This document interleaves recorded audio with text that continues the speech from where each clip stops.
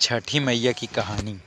मान्यता है कि छठ देवी सूर्य देव की बहन हैं और उन्हीं को प्रसन्न करने के लिए जीवन के महत्वपूर्ण अवयवों में सूर्य व जल की महत्ता को मानते हुए इन्हें साक्षी मानकर भगवान सूर्य की आराधना तथा उनका धन्यवाद करते हुए माँ गंगा, यमुना या किसी भी पवित्र नदी या पोखर तालाब के किनारे यह पूजा की जाती है।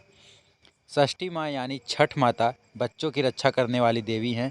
इस व्रत को करने से संतान को लंबी आयु का वरदान मिलता है। शिशु के जन्म के 6 दिनों बाद इन्हीं देवी की पूजा की जाती है। इनकी प्रार्थना से बच्चे को स्वास्थ्य, सफलता और दीर्घायु होने का आशीर्वाद मिलता है। कथा के अनुसार प्रियव्रत नाम के एक राजा थे। उनकी पत्नी का नाम मालिनी था। दोनों की कोई संतान नहीं थी। इस बात से राजा और उसकी पत्नी बहुत दुखी रहते थे। उन्होंने एक दिन संतान प्राप्ति की इच्छा से महर्षि कश्यप द्वारा पुत्रेष्टि यज्ञ करवाया। इस यज्ञ के फलस्वरूप रानी गर्भवती हो गई। 9 महीने बाद संतान सुख को प्राप्त करने का समय आया तो रानी को मरा हुआ पुत्र प्राप्त हुआ। इस बात का पता चलने पर राजा को बहुत दुख हुआ। संतान शोक में वह आत्महत्या का मन बना लिया।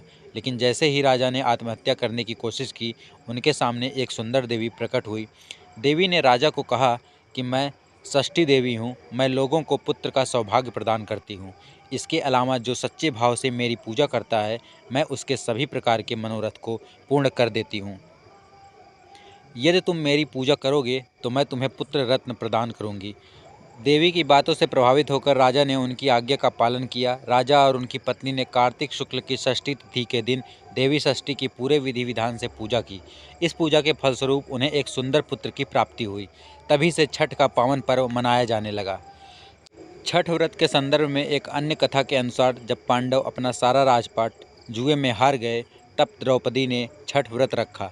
इस व्रत के प्रभाव से उनकी मनोकामनाएं पूरी हुई तथा पांडवों को राजपाट वापस मिल गया। तो दोस्तों, ये कहानी आप लोगों को कैसी लगी हमें कमेंट करके ज़रूर बताएं और भी ऐसे रोचक कहानियों के लिए हमारे चैनल को ज़रूर सब्सक्राइब कर लें।